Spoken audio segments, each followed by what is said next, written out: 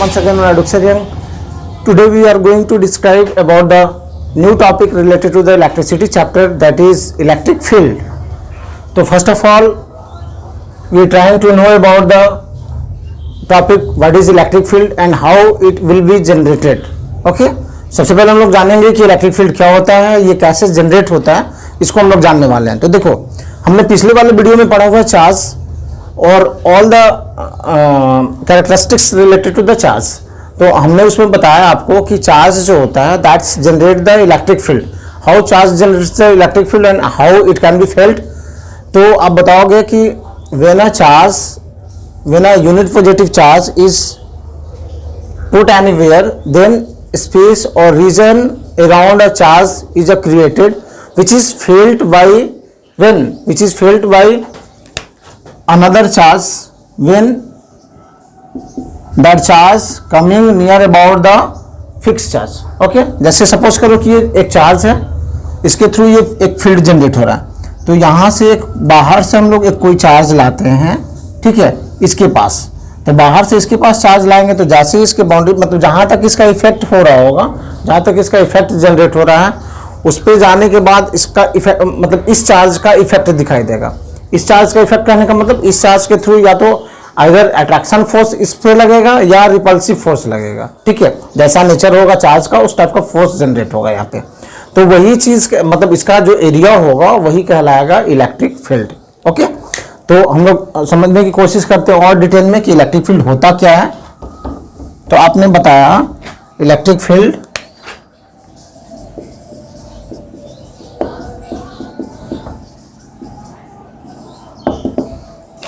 को आपने बताया कि द रीजन और स्पेस अराउंड द रीजन और स्पेस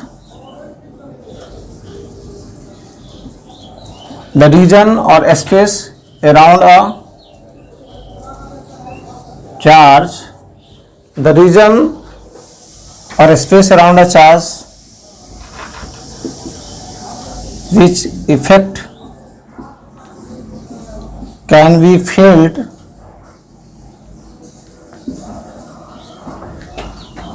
by another charge।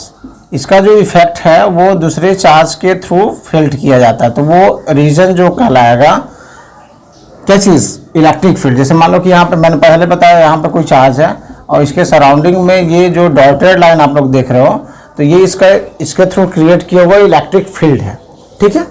तो आपने वही बताया कि द रीजन और space around a charge which effect can be felt by the another charge, जिसका इफेक्ट दूसरे चार्ज के थ्रू फेल्ट किया जाता है। अब हम लोग इसको अच्छे से समझने के लिए, है ना, थोड़ा सा एक काम करते हैं, हम लोग जान लेते हैं कि यहाँ पे हम लोग एक टर्म्स यूज करेंगे, सोर्स चार्ज और टेस्ट चार्ज, ठीक है।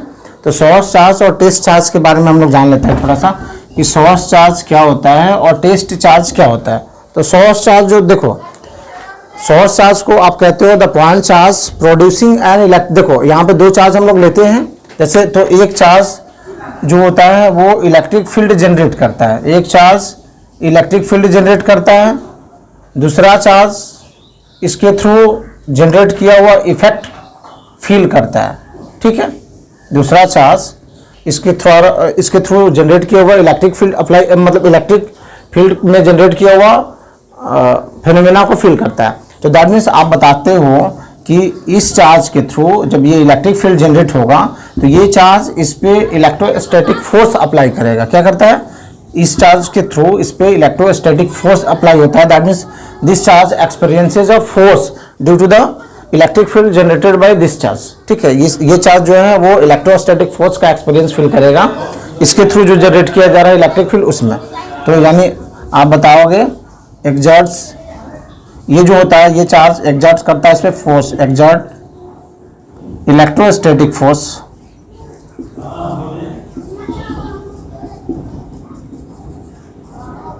ठीक है, एक्सर्ट्स इलेक्ट्रोस्टैटिक फोर्स।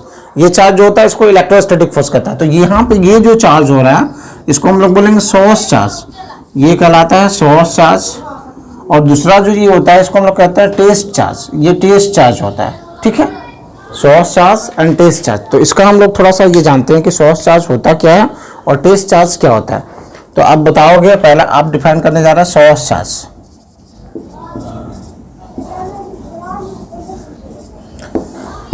तो आप बता रहे हो कि the charge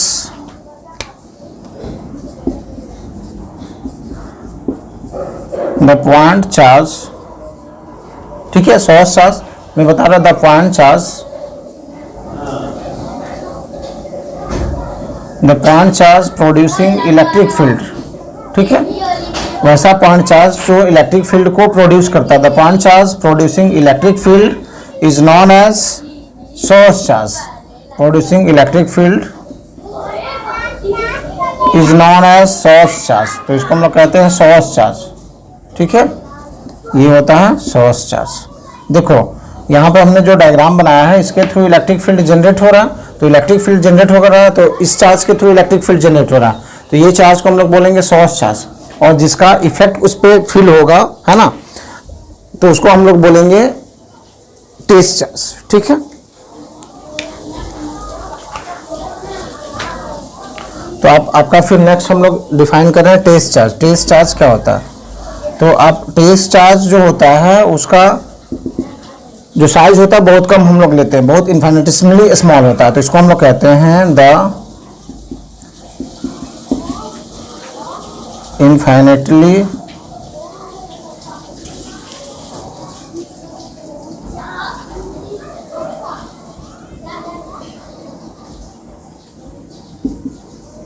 small charge, the infinitely small charge experiencing electric field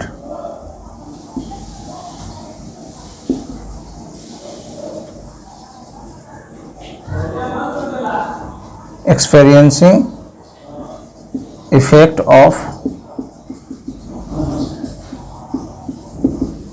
electric field, ठीक है, generated by test charge।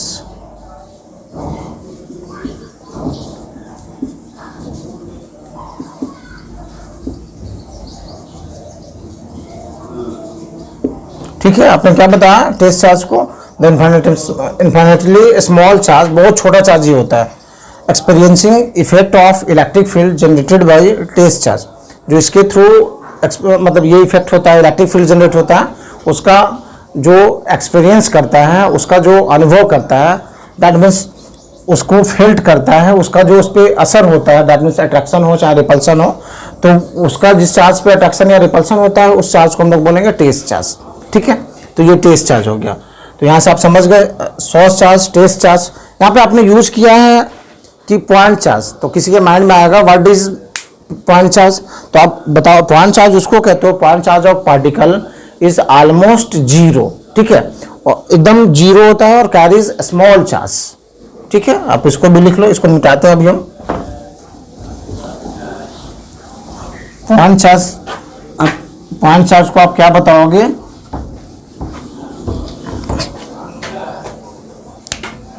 देखो पॉइंट चार्ज की हम लोग बात यहाँ पे किए, तो इसको भी आप जान लो पॉइंट चार्ज होता क्या है।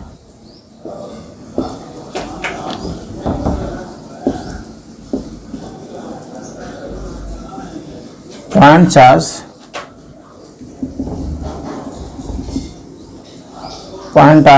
चार्ज ऑफ पार्टिकल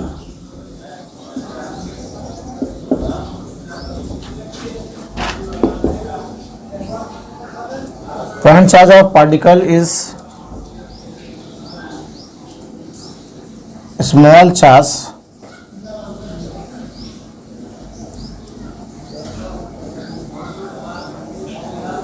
ये पॉइंट चार्ज ऑफ पार्टिकल को आप बता रहे हो, point charge of particle is almost zero size and containing small charge.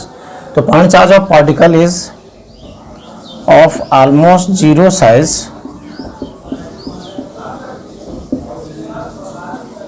And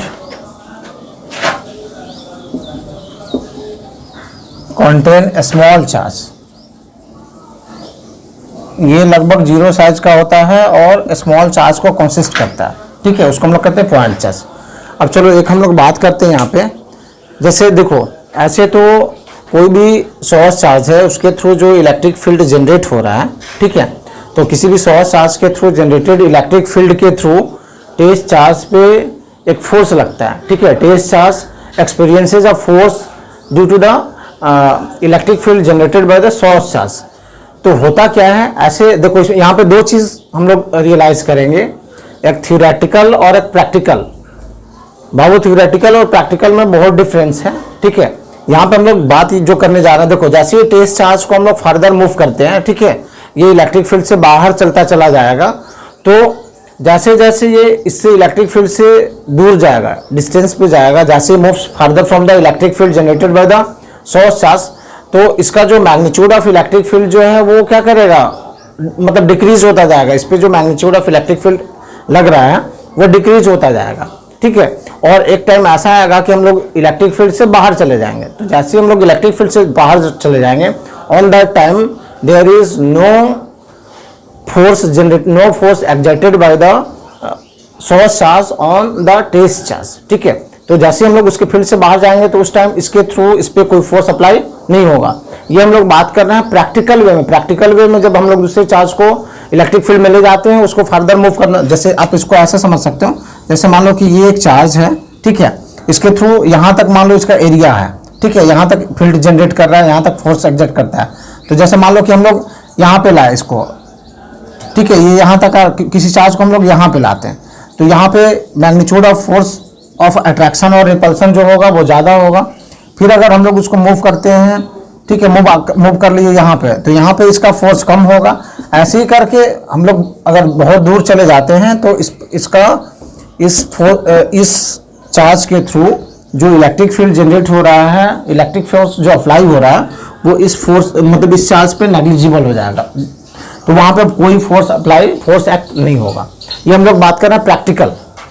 लेकिन थ्योरेटिकल में जस्ट इसका उल्टा होता है। थ्योरेटिकल में हम लोग ये सपोज करते हैं, ऐसा माना जाता है कि जो चार्ज होता है वो उसका जो इलेक्ट्रिक फील्ड होता है consider to be extended up to the infinity, ठीक है। इसका तो जब इन्फिनिटी तक ये कंसीडर किया जाता है, तो प्रैक्टिकल वे में तो देखो थ्योरेटिकल में इसका जो रेंज है इस चार्ज का वो consider extended up to the infinity तक इसका रेंज कंसीडर किया जाता है। ऐसा ये माना जाता है कि कोई भी चार्ज है वो इन्फिनिटी तक अपना इफेक्ट दिखाता है, अपना इफेक्ट ऑफ मतलब अपना फोर्स ऑफ रिपल्सन या फोर्स ऑफ अट्रैक्शन शो करता है। थ्योरेटिकल बात हम लोग कर रहे हैं, लेकिन प्रैक्टिकल में ऐसा होता नहीं है। प्रैक्टिकल में क्या होता है, जैसे हम लोग इलेक्ट्रिक फील्ड से फर्दर मूव करेंगे, ठीक है, उसका जो फोर्स है, उसका जो इफेक्ट है वो कम हो जाता है। ये माइंड में रखना है, थ्योरेटिकल और प्रैक्टिकल दोनों में बहुत डिफरेंस है, ठीक है। तो आप बता रहे हो यहाँ पे हम लोग क्या बात कर रहे हैं, हम लोग ये पॉइंट लिख लो। आप बताओगे practically magnitude of electric field, ठीक है, practically magnitude of electric field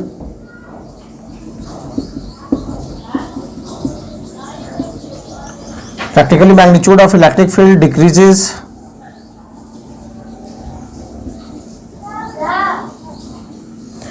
कब डिक्रीज होता है, जब जो आपका डिस्टेंस जो चार्ज का है या चार्ज बॉडी का, practically magnitude of electric field decreases when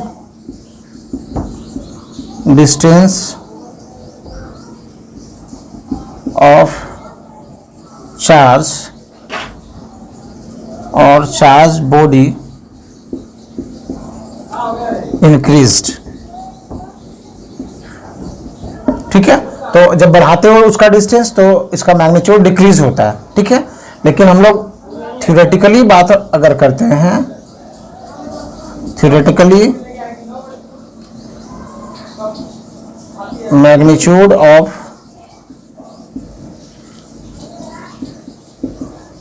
electric field, magnitude of electric field generated by a charge, generated by source charge, is supposed to extended up to infinity,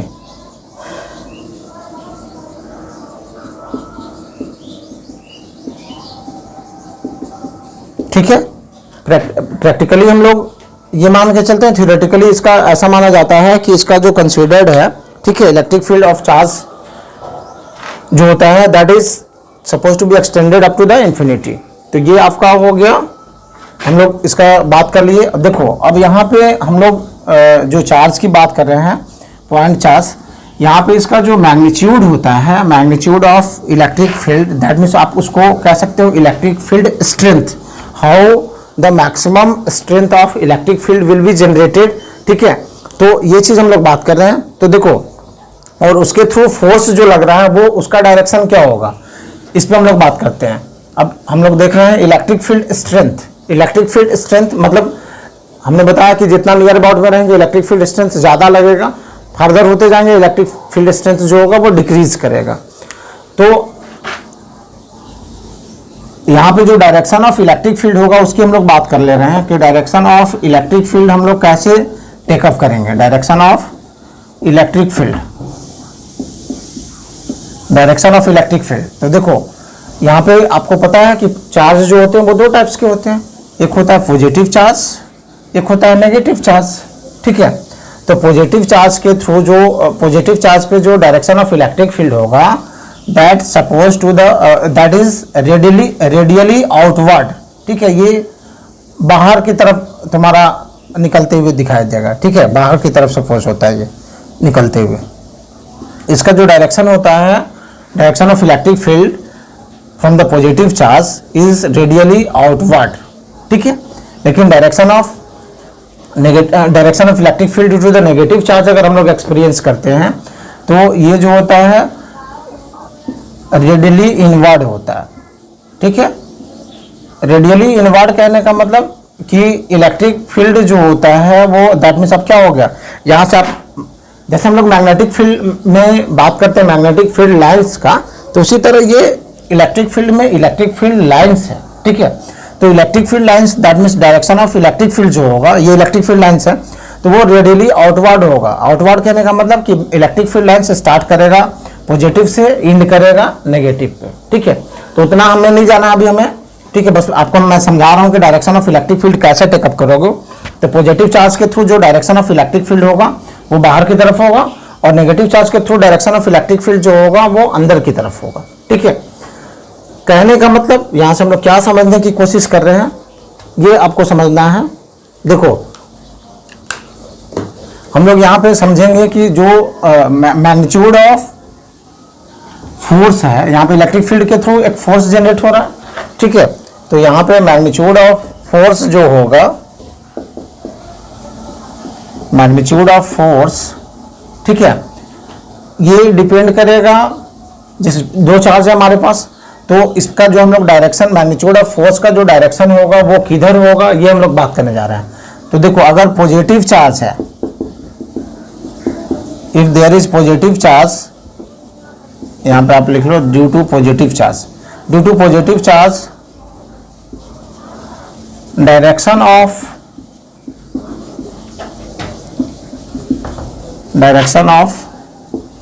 force is in the direction of electric field. ठीक है, जिधर electric field का direction होगा, अगर positive charge वहां पे है तो अगर इसके थ्रू इलेक्ट्रिक फील्ड जो जनरेट हो रहा है, तो जिस डायरेक्शन में इलेक्ट्रिक फील्ड जनरेट होगा उसी डायरेक्शन में इसका फोर्स लगेगा। ठीक है, अब यहाँ पे नेगेटिव चार्ज की बात करते हैं, तो आप बताओगे due to negative charge direction of electric field, direction of force is in opposite direction, opposite to the electric field, opposite to the electric field. ठीक है, इलेक्ट्रिक फील्ड के अपोजिट होगा नेगेटिव चार्ज के थ्रू, इतना आपको mind में रखना है। ठीक है, मैग्नीट्यूड ऑफ फोर्स कहाँ पे कैसे डिपेंड करेगा, चलो ये चीज़ आपका हो गया। अब हम लोग यहाँ पे जो बात कर रहे हैं, देखो जो भी इलेक्ट्रिक फील्ड होता है ना, इलेक्ट्रिक फील्ड, तो यहाँ पे strength of electric field depends on the source charge, not on the test charge. ठीक है, मैग्नीट्यूड जो इसका डिपेंड करेगा वो सोर्स चार्ज पे डिपेंड करेगा। How maximum strength you want to generated, that also depends on the source charge. ठीक है, तो आप बताओगे magnitude of electric field strength, magnitude of electric field strength depends on source charge. source charge पे ये depend होता है, not on test charge. Test charge पे डिपेंड नहीं होता. ठीक है. Magnitude of electric field strength depends on the source charge, not on the test charge. ये टेस्ट चार्ज पर डिपेंड नहीं होता. तो यहां पे हम लोग बात करेंगे अब यूनिफॉर्म इलेक्ट्रिक फील्ड और नॉन यूनिफॉर्म इलेक्ट्रिक फील्ड की. यूनिफॉर्म इलेक्ट्रिक फील्ड क्या होता है और नॉन यूनिफॉर्म इलेक्ट्रिक फील्ड क्या होता है, इसकी हम लोग बात करने जा रहे हैं. तो यूनिफॉर्म इलेक्ट्रिक फील्ड, यूनिफॉर्म मतलब आपको पता ही है कि हर एक पॉइंट्स पे इक्वल हो. ठीक है. तो आप बताओगे an electric field which has same strength and direction at every point. ठीक है. तो आप बताओगे an electric field which has same strength and direction. An electric field which has same strength and direction in electric field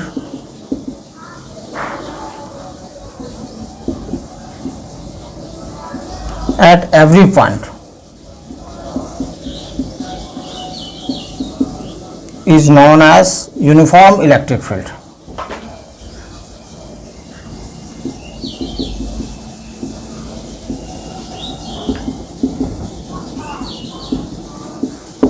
ठीक है. अब बता रहे हो यूनिफॉर्म इलेक्ट्रिक फील्ड को, and electric field which has same strength and direction और direction in electric field at every point is known as uniform electric field. उसी तरीके से हम लोग बात करते हैं नॉन यूनिफॉर्म इलेक्ट्रिक फील्ड की. ठीक है. तो हम लोग देख रहे हैं अब non uniform electric field. Non uniform electric field that means just उल्टा आपका हो जाएगा. तो नॉन यूनिफॉर्म इलेक्ट्रिक फील्ड को आप बताओगे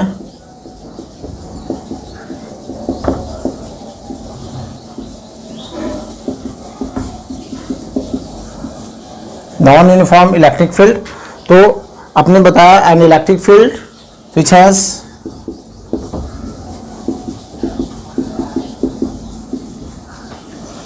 an electric field which has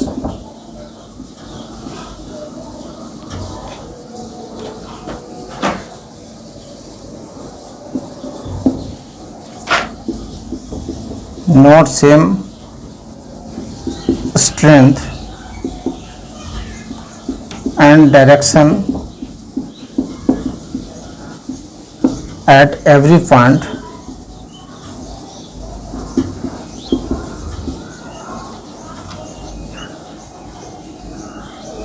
electric field which has not same strength and direction at every point. तो उसको आप बताओगे किसी भी रीजन में, every point in a region is known as non-electric field, non uniform electric field. ठीक है. इसको हम लोग बात करेंगे नॉन यूनिफॉर्म इलेक्ट्रिक फील्ड का. ठीक है. चलो, इतना काफ़ी है इलेक्ट्रिक फील्ड समझने के लिए, है ना. इलेक्ट्रिक फील्ड में हमने काफ़ी डिस्कशन किया. तो ये इलेक्ट्रिक फील्ड हमने आपको इसलिए बताया कि हमें इलेक्ट्रिक पोटेंशियल इसके बाद पढ़ना है, तो इलेक्ट्रिक फील्ड जानना जरूरी था आपको. ठीक है. तो इलेक्ट्रिक फील्ड टॉपिक इस तरीके से ये कंप्लीट हो गया आपका. और आज की वीडियो में इतना ही. नेक्स्ट वीडियो में हम लोग मिलेंगे नेक्स्ट टॉपिक के साथ. ओके.